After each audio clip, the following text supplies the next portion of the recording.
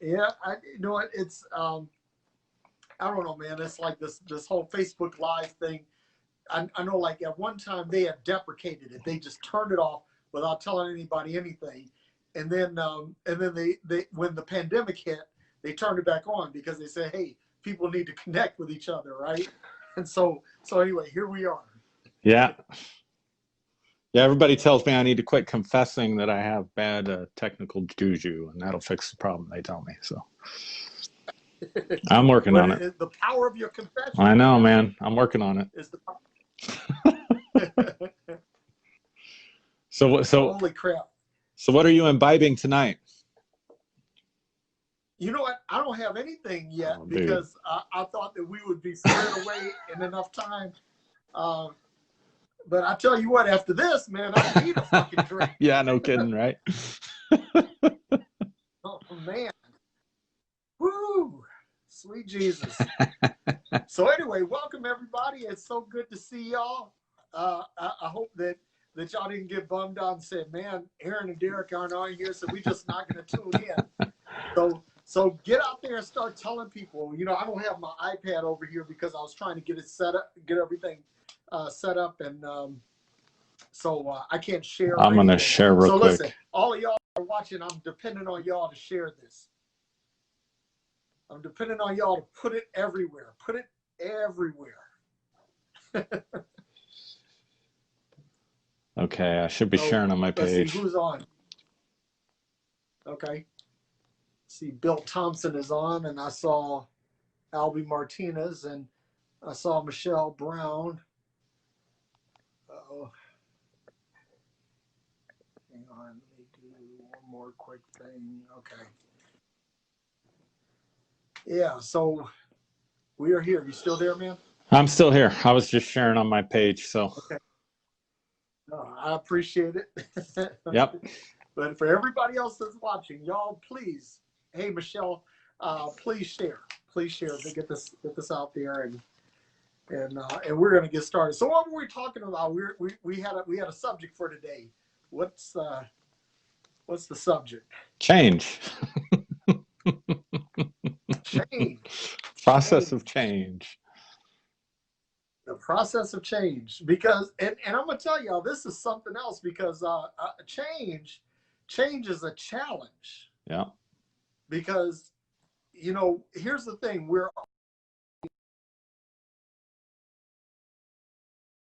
and if you're not changing, listen, let me put it this way: even if you're dead, you're changing, right? You're going from composition to decomposition. Even if you're dead, you're changing. Oh shit, we lost Aaron. Oh my God. Today is a day. Oh my God. Listen, I had two really bright spots in my day today. Two really bright spots. And I can't really even talk about them. You know, I'll just say that they were awesome. But today I'm struggling with technology because my man Aaron, he was here and now he's gone. There he is. So we'll go ahead and approve Aaron. And we're adding, connecting, and there he goes.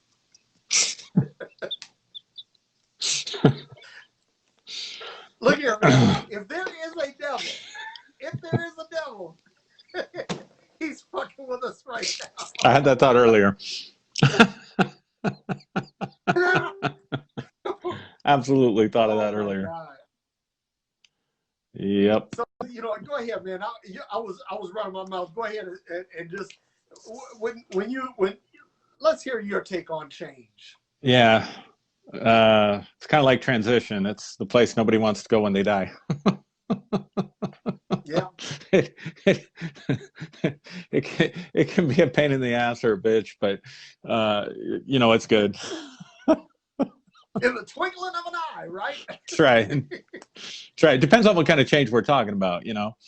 Are we changing a habit, changing your life? You know, in psychology, they have a model of change. It's something you learn as a counselor. to identify which stage of change a person is in. So they have what they call the pre-contemplation stage, where you don't know that you don't know. You don't have any interest in change. You don't know that you got a problem. You don't know that you're messed up. You're not even thinking about it. And then, something happens, usually crisis or something. If we're talking about big change, it's some kind of crisis, right? It doesn't have to be circumstantial. It could just be, for me, coming out of religion, it was just getting insight, created a crisis. Like, holy shit, I haven't been preaching the truth all this time, even though I thought I was. And that creates a crisis, right? And then you go through the contemplation stage, where you start evaluating, thinking about it, kind of doing the pros and cons. And then you go into preparation, where you start planning for the change, and then action, and then maintenance. So pre-contemplation, contemplation, preparation, action, and maintenance. And so as a coach or a therapist, you try to identify where people are in that process, and then give them the support, the resources they need to complete that process so they can move on. I get stuck. I don't know about you, Derrick. I get stuck in the contemplation stage, man, because I'm a thinker, and I'll overthink everything. Yep. So. Yep. Analysis paralysis. Absolutely. I get stuck in that a lot. Man, listen, we're in the process of going through something, what will likely be a major transition, and there's so much that I know that needs to be done, but I'm trying to drill into every possible detail and every possible outcome, and what happens is that there are times when I need to actually execute and do something. And it's like the whole thing, either shit or get off the pot kind of thing. Yeah. So, and so I'm like you, man. I'm a thinker. So contemplation gets me. Me too.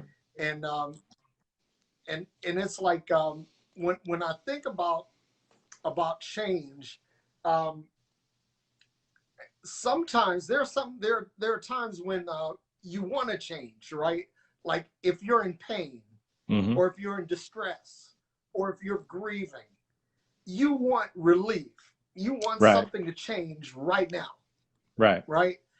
And I think that a lot of times we take that same line of thinking into every aspect of life and every aspect of change. And it's one of those things where it's not a one size fits all template. Right.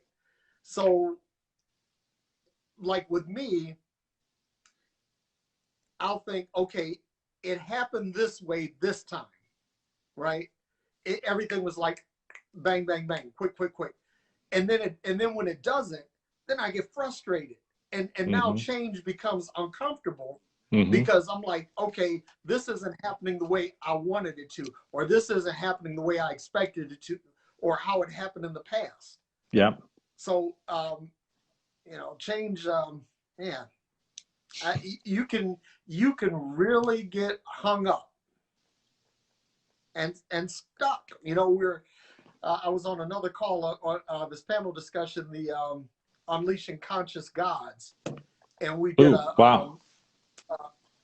panel discussion on Tuesday, and we were talking about being stuck, right? Yeah. And how stuck is relative, right? Because if you're like, let's say if you're buried, if you're literally in the grave, right? Then literally you're stuck. There is no possibility of movement at that point. But there are some things, like I remember learning about the space crawler at NASA that moved the Saturn V rocket from the assembly building to the launch pad. And this thing, I think it took like 3 days for this thing to go about a mile. But it was moving very slow because you got a lot of very delicate parts, right? Sure. You got to keep everything from jiggling around. Sure. And so to the untrained eye will look at this and say, man, what's that all about? But the reality is that something is changing. You just don't see it. And there's that's the other thing. When we don't see change, that's another time we get frustrated, right? Yep. Yeah. I mean, that kind of takes us back to what we were talking about last couple of weeks, sometimes we're waiting for things to just magically happen and not realize that we have to take action. We have to do something. Yep. Let me read this quote I looked up. It's one of my favorites, and I'm thinking as I'm reading it, I need to go back to it. But it's W.H. Murray. I don't know if you've heard it. It might be familiar to you, but it says, "Until one is committed, Yep. there is hesitancy, the chance to draw back, always ineffectiveness. Concerning all acts of initiative and creation, there is one elementary truth, the ignorance of which kills countless ideas and splendid plans. That the moment one definitely commits oneself, then providence moves too. All sorts of things occur to help one that would never otherwise have occurred. A whole stream of events issues from the decision, raising in one's favor all manner of unforeseen incidents, meetings, and material assistance which no man could have dreamed would have come his way. Whatever you can do or dream you can, begin it. Boldness has genius, power, and magic in it. Begin it now." Now. I like that. Yeah. And you were talking about committed, and I have an experience, right? I always said that I wanted to have the experience of a bull ride. Oh. I wanted, it was something that I wanted to do, and I had a friend who was able to make that happen. Oh man. And so we planned. He told me what I needed to do, what I needed not to do, and then I'm in the chute, and I'm on the bull, and I've got a rope in my hand, and once up until the point that chute opened, at any point up to that point, I could have got off the bull, Right. and Right. And say, hey, this was nice conceptually, but Yeah. in reality, this scares the crap out of me. Yeah. But the chute opened, and I got out there, and I think I was on that bull every bit of 2.5 seconds. Oh gosh. Every bit of 2.5 seconds, and but the thing was, see, and this was where it all led from. We were in a bar, and they had a mechanical bull, and so I got on the mechanical bull, and I did pretty good on the mechanical bull. Yeah. And so one of my shit kicking buddies, he said, it's all well and good till you're on a real bull, son. And I was like, it doesn't make any difference. Mechanical, breathing, it doesn't matter. I did it on this one, I'll do it on that one. And he said, okay, well, we'll set you up. We'll set you up, son. That was his thing. He said, son, after everything. and so this was something. And here's another thing. A change happened in me with that, because what happened was, I've always been bold enough to say, I'll try anything. I'll try anything once. Yeah. But then it made me think, okay, there are some things that, well, you need to give them a little bit more thought before you do it. So that goes back to contemplation. But then if I started overthinking it, I would have never done it. So yeah, right. Yeah. Yeah. You have my utmost respect for that, brother. Hey man, I'm like, basically I said I'll try anything. Like the one thing, like I've jumped from airplanes before, but they were static line jumps. Right. Different than actually being in a free fall. Right. Because something else controls your circumstances. But in a free fall, you have to get out there. You have to kind of, you got to look at your altimeter. You got to kind of observe things, and before it's.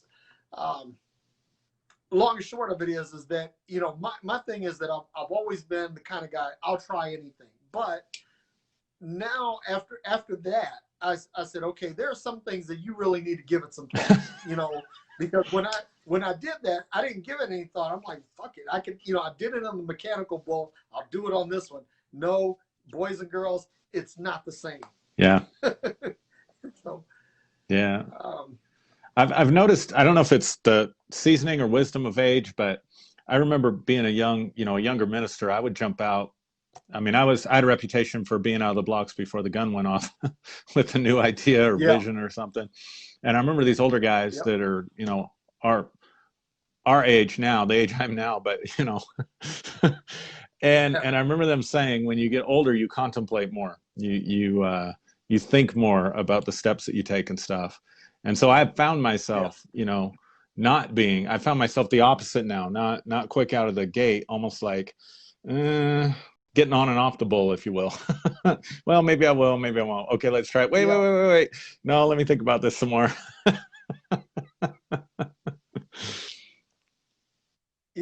I was thinking about this, like this guy or this car company, they broke what will likely be a broken speed record for a production car. They did an average two-way speed of 311 miles an hour. Wow. And that's, when they say production car, it's kind of loosely said that because this is a car that costs $1.9 million, right? So it's not like a production car like a Honda, but they make a few of them. But when people do high speed runs like that, they do all of this prep. They check the tires, they check the air pressure, they check the temperature, they check the oil pressure, they check the fuel, everything. They make sure that nothing is left to chance. And I think about a whole bunch of times, like where I did drag racing on the street. I didn't check anything, man. I just, hey, I got air in the tires. Yep. Got gas in the car. Yep. Do the brakes work? That's important. You gotta check those. Yeah. But other than that, it's like let it rip. Yeah. And so yeah, age will change you. But let's talk about this. Like, what happens when you change? How is it? How do you perceive change? Because everybody needs to understand, like, when change occurs, how do they themselves perceive it, right? Mm-hmm. And then when you change, how are other people perceiving you? Because you and I could write a book Absolutely about how people perceive us when we change. Absolutely. And frankly, we could probably write a book about when we change or how our perception of it. But let's talk about that. Yeah, sure. The perception. Yeah, one of the things that's kind of always been interesting to me is people, and I'm including myself as people, by the way, for everybody out there, so I'm not pointing the finger. Yeah. But people here. Yeah, but people can find themselves in really toxic situations. Maybe it's a toxic relationship, or it's a toxic job, or it could be anything, a bad habit, anything. And it's like almost any change would be better than what you have right now. You're totally unhappy, you're totally miserable in the situation, but yet we cling to what's familiar, right? We cling to what we know, we cling to what's predictable. There just seems to be something in us that is afraid of the unknown, and we're afraid of the unfamiliar. And I think that, that prevents us from making a lot of changes. When we're making changes within ourselves, we're all connected to relationships. We're all connected to family, whatever, friends, community, churches, business partners, whatever the case may be.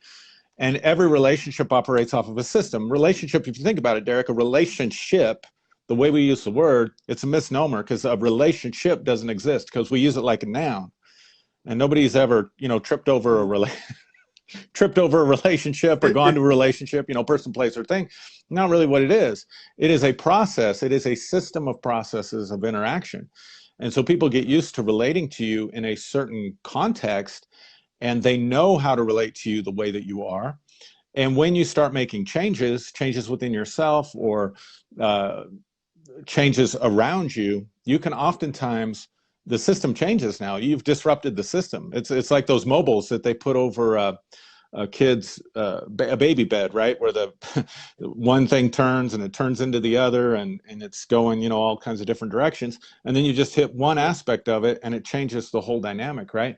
So when we change, we need to be aware that we are changing dynamics in our relationships or in those relational systems and processes, and that's going to throw people off. Yeah. And so you got to be ready within yourself. You have to have the fortitude within yourself. I think this is where Jesus said, you know, count the cost. If you go to build a tower, or you go to go out to war, make sure you got enough soldiers, make sure you got enough to finish the project. And part of the cost is, don't think everybody's going to celebrate your change, even if it's a positive change.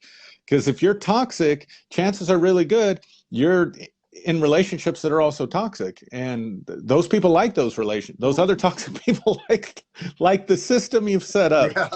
So you go and change the system, and they're not necessarily going to celebrate you. And you can't play the victim. You can't sit there and say, oh, you know, I created all this change, and oh boy, you know, look at how upset everybody is with me. Like, I knew, man, I knew when I come out of the closet spiritually, you know, I'm going to catch hell. I see what happens to other people when I do that. I'm no exception. You know what I'm saying? Yep. Man, I knew what kind of hell I gave people. Yeah. You know, when they changed. Good point.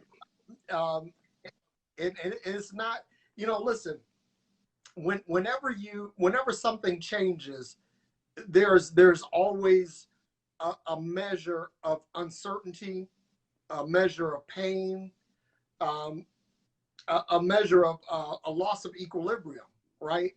Because now you're in an unfamiliar or uncharted territory. And so, like I said, I remember, and I'm going to use one guy here. I don't know if you know him or not, but his name is Simon Yap, right? And I love Simon. Simon's you know, he was one of the early grace preachers, right? And then Simon got into full preterism, you know, 70 AD, right? Yeah. And then with full preterism, he went into universalism, right? And here's the thing, is that when Simon went through all these changes, I was like, oh my God, why is Simon going through all of this? Why is he changing? You know, and then you know, like Simon and I had a falling out that lasted almost a year, but then we reconciled, and I started listening to him. And first of all, the whole 70 AD premise, the whole preterist premise, that if all of this is like, you know, that there's some eschatological reasoning behind it, then it was all satisfied at 70 AD. It couldn't be anything more than that. Right. So when I saw that, I was like, oh my God. I said, that's, you know, how could I have missed this? But it took me going through something with him, and then coming out of something with him, and to actually appreciate it. And so I learned something from somebody who I was thinking was a heretic. So it's like Simon went through that. I gave him grief, you know, and so, and he told me when I reached out to him, I said, Simon, I fully get it, man. I understand it. And he said, okay, now prepare to catch the hell you gave me. It's true. Yeah, that's the truth. Yeah, it's the truth. So, you know, we make changes because we anticipate it's going to bring us something positive. Nobody ever really makes a change because they think, I just want to go out and screw everything up. And but we don't have a crystal ball. We don't have a perfect picture of the future. Like you said, you know, we try to think of different scenarios and outcomes, but we can't control all of it. So have you ever been in a situation, or what do people do if they jump out, they make change, they get into the midst of it, they've already done it, and then they're like, oh shit, this isn't bringing me, like, my life is worse now than it was. Or they go out and they totally fail, they start a business, the business isn't successful, or maybe leave a relationship that they think is toxic, only to get into another even more toxic relationship, and then think, oh my God, what did I do? Kind of that grass is greener syndrome. Have you ever found yourself where you tried something, you did something, you had your hopes up for it, and then you're like, either fell flat on your face, or, oh shit, this isn't what I thought it was going to be? And what do people do? What do people do that might find themselves in that situation? What are your thoughts on that? You know, I remember the first time that I tried being in business for myself, right? And I remember there were a lot of people said, don't do it because, you know, different reasons. So I went into business, and we were successful for a while. But then the undoing came because of personalities, right? And so my partner, he was on a different tangent, and that cause that business to fail. But what I found is that, you know, you have people on your sidelines who are like either voyeurs or cheerleaders, right? Mm-hmm. And so the cheerleaders, you know, no matter what, whether you're winning, and especially when you're losing, when it looks bad, your cheerleaders are out there, they're cheering you on, rah, rah, rah, go get it, you know, go get them, Tiger, kind of thing. But then the voyeurs, they're sitting up watching, waiting for you to fail, so that they can either say, I told you so, Mm-hmm. or so that they could cast some other kind of derision on you. Yeah. And so what I've noticed is that there are going to be people, and this is the thing that I've learned, and I've really embraced this in the last year or so. I try to surround myself with people who I see are evolving almost daily. Mm. You know, because that way, number one, their change, because of the, you know, the law of entanglement, and also the law of association, that because of their change, I'm likely to change, right? Mm. And I'm likely to change at sort of the same velocity, maybe not in the same way, but I'm going to change pretty much as frequently as they do.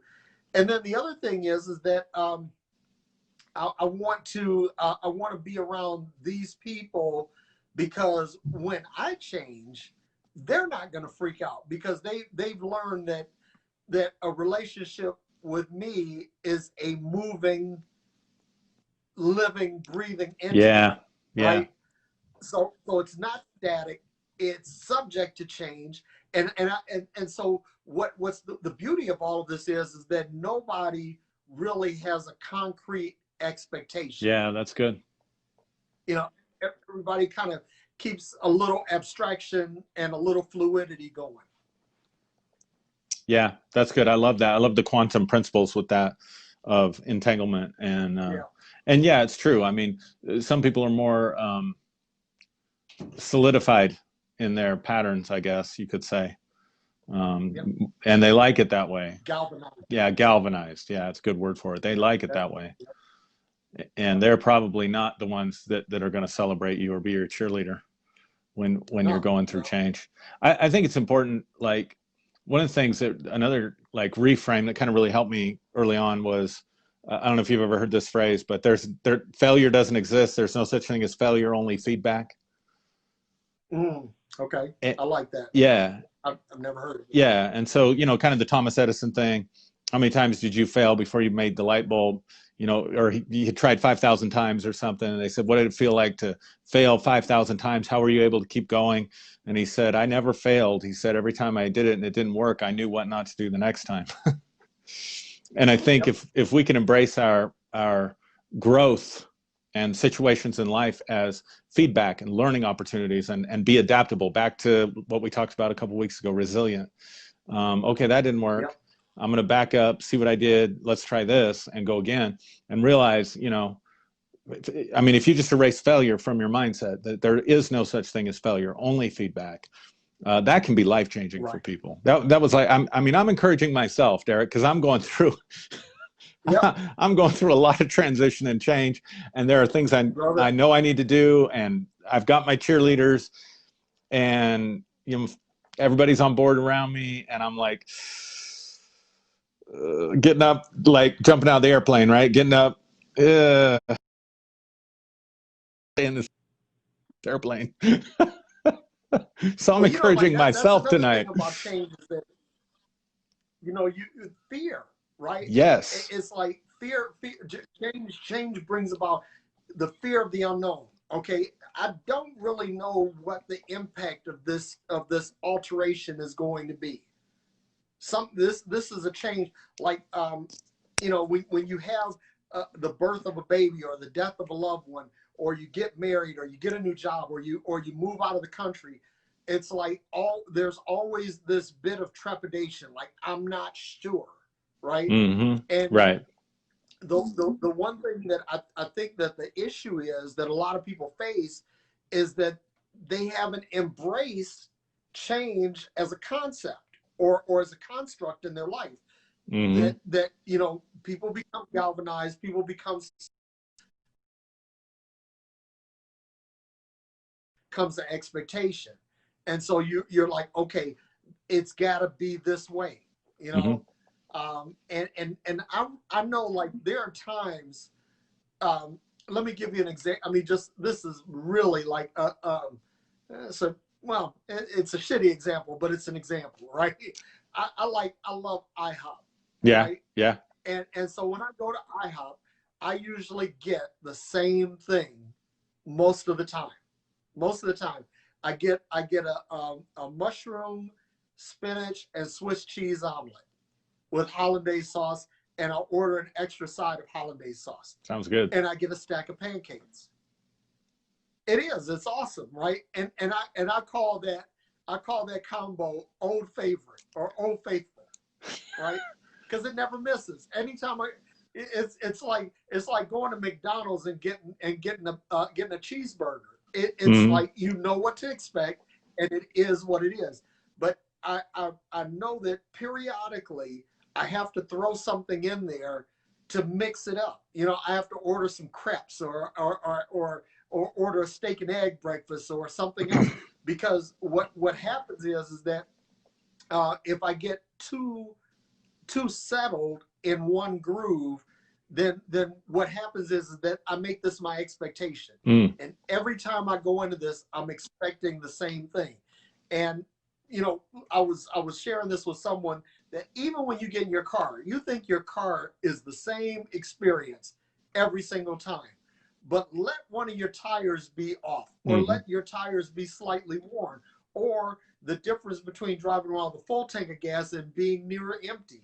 There's a different feel, a different character, that your car exhibits different characteristics based on different environmental and physical parameters. So the thing is that when you drive your car with a variety of different parameters, you kind of know what to expect in different situations, but you change it up so that you're never in a rut.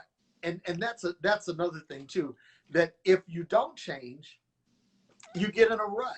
Yeah. And when people start living unfulfilled lives, when they're struggling, oh, I wish I could have done this, or I wish I had done this, or my life would have been different if I had done this, that, or the other. It's because you let yourself get in a rut, and because you don't allow and man, you have to give yourself permission to change. Yeah, that's good. Absolutely. Yep. So how do you know when it's time to change, Derrick? How important is timing in this? That's a good question. That's a really good question. And I'm going to pick on another one of our friends, Kyle Butler. Yeah. Kyle has this thing, and I call it. He gave the illustration, but I put a name on it. I call it Campfire Theology, right? That when you're out in the wilderness and you build a campfire, and you're really impressed because you built this fire, and this fire is giving you light, it's giving you warmth, and you're really impressed by it. And so now you think that this is all there is. That if I could just sit by this campfire for the rest of my life. Well, the thing is that sooner or later, you're coming out of the darkness. You're going to transition from darkness to light, or you're going to transition from rain to sunshine, or you're going to transition from single to married, or unemployed to employed. And so when you see the seasons around you change, a change in your environment is a good indicator that it's time to change. That's good.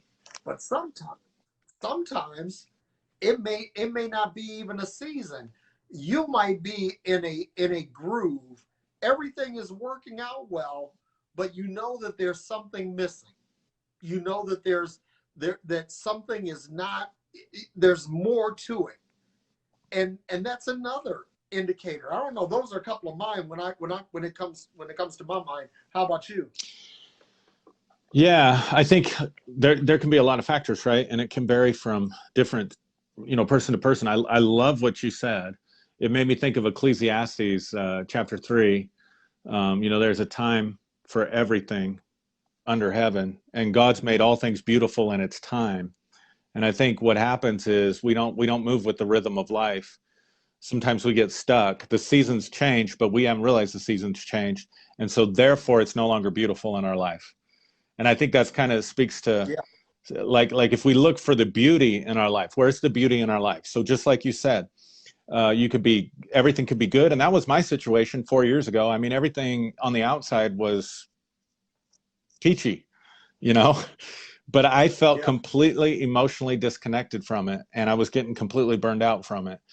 And so internally, it's like what this thing that I built, this thing that I created in my life, that I was doing, the person that I was, the life that I was leading, it was unfulfilling. It was unsatisfying. It wasn't beautiful anymore. There was a time when it was beautiful. It's like, man, this is awesome. Life can't get any better than this. And then after a while, it Yeah. just dull and stale.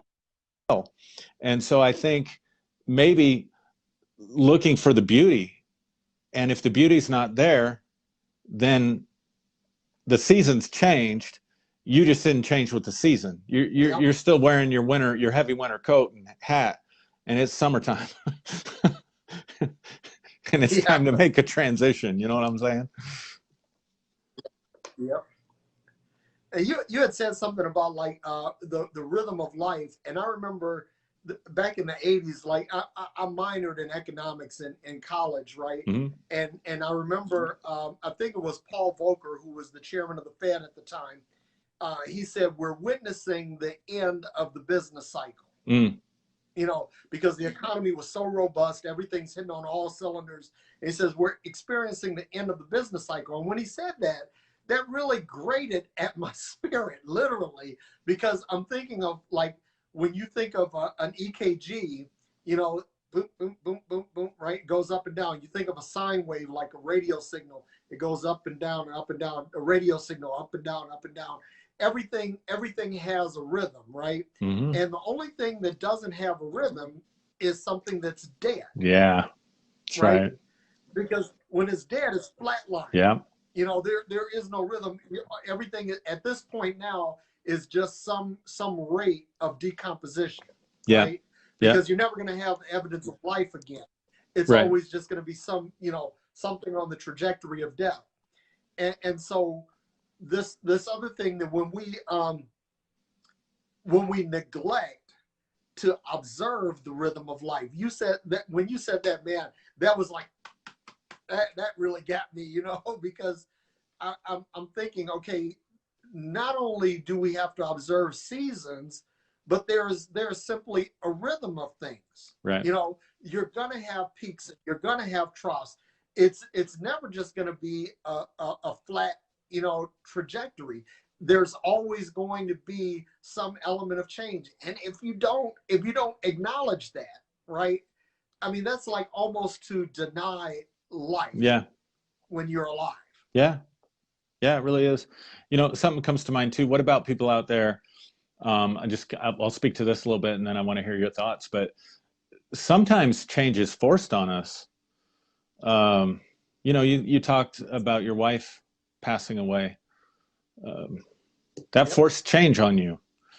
Someone else, maybe their spouse, maybe they found out, their spouse wasn't in love with them anymore or whatever, and they walked out the door, and forced change on that situation. And so many people in that situation, they try to cling, especially where there's that rejection, or like in a divorce situation, they try to cling to that person. They try to persuade that person, like they're trying to bring things back to the way it was, trying to hit the reset button and stuff like that. So they're putting up so much resistance to what's going on and to what's happening. And I think that prolongs our suffering, because we're resisting the change that life is bringing us. Even if it's painful, we can choose to look at that without resistance and embrace it and say, okay, this sucks. I feel like shit, but it's time to change. and it can be an invitation to a new life. It can be an invitation to something new that down the road is going to be beautiful for you once again. And so I think one of the keys is don't put up resistance, even if change is being thrust upon you. If we trust the process of life, if we believe in God, we trust God, then we got to believe, okay, there's something for me to learn in this. There's something for me to grow in this. And really, I mean, what's cooler than the opportunity to totally reinvent yourself? Like how cool is that if you can hit the reset button on yourself and say, you know what, I'm going to use this crisis, I'm going to use this pain, I'm going to use this time that I'm going through, this trial, this tribulation, to reinvent myself into something new, to become something new, something other than what I was. And I'm going to let go of my resistance. I'm going to surrender in the process. I'm going to embrace the process, and I'm going to move through it and come out beautiful on the other end of it. Just some thoughts I had. Yeah, and that's you know, you brought up something really good, like, because a lot of times when change comes, we try to change the change. Ooh, that's good, man. When change comes, we try to change the change. Yeah, and instead of embracing that this might be a new season, that this might be a period of growth, that this might be a period of learning, we say, okay, I resist this. I want to fight against it. And something else, like, I'm like a lifelong student of martial arts. Yeah. Right? Yep. And my gateway to martial arts was Taekwondo, which that's what many people's gateway is, because Taekwondo studios, I think, are probably about as ubiquitous as evangelical churches, right? Yeah. They're everywhere. Yeah. You know, and so Taekwondo involves like striking and resisting, right? Blows and blocks, right? Right. So when someone throws a punch at you, you know, you're it's a hard resistance, right? And so I learned along the line, you know, over the years, and I started dabbling with other styles, and then I started studying Wing Chun. And Wing Chun is a very soft style, and there are a lot of martial artists that hate Wing Chun. They say that it's basically Tai Chi on steroids, kind of thing, right? But what Wing Chun is all about, it's a soft and very fluid style, whereas you're not blocking anything. What you're doing is redirecting the motion, right? So in other words, you're not resisting the change. What you're doing is taking advantage of it. You will use your opponent's momentum against them. I love that. Right? So instead of trying to block a punch, right, what you're doing is you're gently redirecting it, right?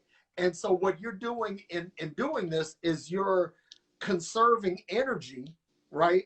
Because what you're doing is you're giving your opponent an opportunity to punch himself out, because he's going to punch and punch and punch. And so you're just constantly rolling and twisting and flowing with his energy, or, you know, drawing his energy toward you, or using his energy to put him off balance. And after he's nice and exhausted, you're still fresh, because you really haven't done anything. All you've done is kind of flowed with his motion. So I think that what happens is that when we get emotionally exhausted, when we start trying to resist the change or trying to change the change, you know, for example, like if your spouse comes to you and says, well, I want a divorce. Okay. You have one of two things that you can do at that point. You can either say, okay, let's roll with that and see where it goes. Or you can say, well, no, honey, let's work it out. I know I'm wrong, and this, that, and the other. And there are times when trying to change the change actually might work. But for the most part, is that when change occurs, you find yourself less exhausted, less drained, and less emotionally depleted when you simply embrace the change rather than resisting it. Yeah, man, that's good stuff. I have to crack up at the Taekwondo comment, because I always wanted to learn Aikido, but Pueblo, Colorado. Man, listen, Aikido is badass. Aikido is almost like, if you think about it, like Aikido is Japanese, Wing Chun is Chinese. Got it. But in terms of the net result, it's pretty much the same thing. You know, it's like Aikido is different than karate because it's not very reliant on striking or blocking. It's all about redirecting motion. Right. So it's kind of the same thing. I have a good friend. His name is Jeff, and he's an Aikido master, and I learned a lot from him. You know, so yeah, yeah. I maybe I'll watch some YouTube videos. it's a lot of good stuff out there, man. Is there? And you know, like it's funny, like you know, people jaw on Steven Seagal, right? And they'll say, well, he's a fake, he's a fraud, and he's what, you know. Steven Seagal is a legitimate Aikido master. Yeah, that's, you know, and he's a guy, you know, he can fuck you up in real life. Yeah, right, right. Know? Yeah, I back in the 80s, I was a big Steven Seagal fan, so I thought, man, I want to learn that. And then, you know, Taekwondo, karate, Taekwondo, maybe one Kung Fu place in town, no Jiu-Jitsu places until MMA became popular, and now they got, you know, all kinds of stuff. But yeah, and I mean, there's a whole lot about, you know, martial arts will teach you a whole lot about change. You know, I had two teachers, Sifus, or one was a sensei because it was Kempo, and the other was Sifu because it was JKD. But you know, both of these teachers, they were like really big on, you know, like you come in to work out, to practice, and you're expecting something, right? And both of these guys, they would completely flip the script. I mean, you know, you think you're going in there, okay, so today I'm going to work on leg work. You know, I'm going to work on my kicks, my sweeps, and things like that. And you know, like one of my Kempo sensei, he was like, he said, now today, he says, I'm going to blindfold you, and I've got 3 guys over here with bamboo sticks. Dude. And you have to fight these guys. Dude. You know, I'm like, and here's the thing, you're going to get your ass kicked, right? And that's one of the things that you have to understand about change, is that sometimes change is going to smooth kick your ass. Yeah, come on. You're not, and you can't avoid that. Sometimes you know, like Mike Tyson said, everybody's got a plan until they get hit in the face. Yeah. Right. Yeah.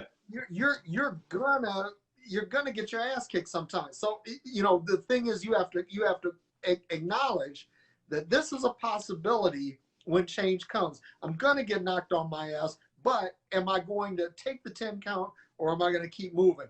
But the thing was, what I was saying about these guys is that they never let you get into a pattern, no matter what. I mean, you would learn a form, or you would learn a template, right?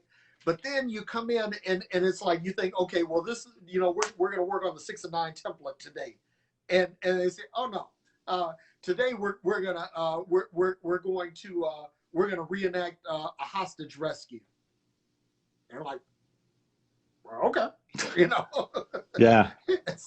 It was always like that. So what I've learned from this is that the only thing consistent in life is change. Yeah, it's true. That's the only thing that you can count on being absolutely consistent, is that shit will change. You know, one minute you'll have solid floor beneath you, and some days it'll be nothing but air.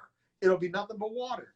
Some days you're going to have a pocket full of money, and that pocket full of money can go away just as quick as you had it. And the how you react to that. You know, Stephen Covey said that he called it the 90-10 rule, or 90-10 rule. The life is 10% of what happens to you, and 90% of how you react to it. Yeah. Right. Yeah. So it's understanding that change is going to come. Change is going to be difficult. It's not always going to be easy. Sometimes change is going to come in seasons, and sometimes it's going to be out of season. Sometimes it's going to be within the rhythm that you expected, and sometimes it's going to be a completely different frequency. What do you do? That's the question. What do you do when change comes? Yeah, good stuff, man. Good stuff. I love it. I don't know, man. I don't know how we're doing on time because I took my watch off to charge it. I have no idea. I have my, let me see if I can see. It's 6:20. I think that I can. 6:20. My time. Okay, so yeah, we're right about time to kind of start landing the plane. Yeah. So give us some final thoughts about change. I mean, what, you know, we talked about how to adapt and how people react, and any other thoughts that you have on change. Yeah, I think attitude, is so important. I mean, we've talked about a lot of stuff, flexibility, but attitude, and Yep. two things that I'm trying to cultivate within myself, and that I try to cultivate or help people that I'm coaching cultivate within themselves, is compassion for yourself and courage. You gotta have those two C's, right? Yeah. You gotta have the courage to face whatever it is, and not let the fear stop you. And it isn't all going to go right. You're going to make mistakes. You're going to get punched in the mouth, like Mike Tyson said. And you got to have compassion with yourself. So many people are so hard on themselves. They have such a perfectionistic standard or such an unrealistic ideal about what life's supposed to be or how they're supposed to react in situations. And I think it's so important to remember that we're human. We don't have crystal balls. We don't have perfect knowledge of the future. I don't remember what culture it is. It says time is like going through time in life is like rowing in a boat backwards. You can only see where you've been. And so, be compassionate with yourself and be courageous. And I think if we can cultivate those two things within ourselves, then we're pretty good to deal with whatever change we need to make or whatever life throws at us. So that's what I would leave people with. Yeah. And I say the same thing, like you have to have empathy and compassion for yourself, just like you have for others. You can't beat yourself up. And the other thing that I would say to everybody is learn from the changes of the past. Yep. Take careful mental notes, because every time you have a change that you have to deal with, basically the end result is there's a new tool in your toolbox. Yep. Or a new part in your parts bin.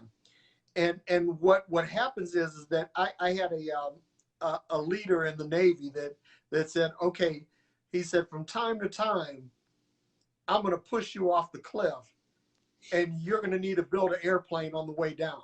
Now, he said, if you're paying attention, he said you'll have enough parts that you can build the airplane on the way down. He said, but what I'm not going to do, he said, I'm not going to just push you off and tell you to build an airplane when I haven't given you any tools or any parts. Wow. And so it was like one of the most valuable lessons that I learned, that, sometimes you get pushed off the cliff and you can either just scream and die, or you just say, what's in my toolbox? What can I use that'll help me survive this? So that's what I would leave with everyone with. Great stuff, man. A lot of wisdom flows from you, brother. A lot of really great wisdom. I appreciate you so much. Now, a lot of wisdom, man. You too. Yeah, I love this. Fridays now, because I just get a chance to sit up and talk with you for a minute. And it's and to me it's great. It's great. It's refreshing. It's encouraging. It's edifying. And I just love you, man. Thanks, bro. I look forward to it. One of the that. highlights of my week now. Go relax. Yep. Yeah, I'm gonna go and I'm gonna find some scotch. I think. I think I'm in a scotch kind of mood. Yeah. Awesome. Yeah. All right, man. Anyway, see you next week. Have an awesome weekend. And you too. Love you guys. Namaste. We'll talk Namaste. to y'all later. All right. Love you, man.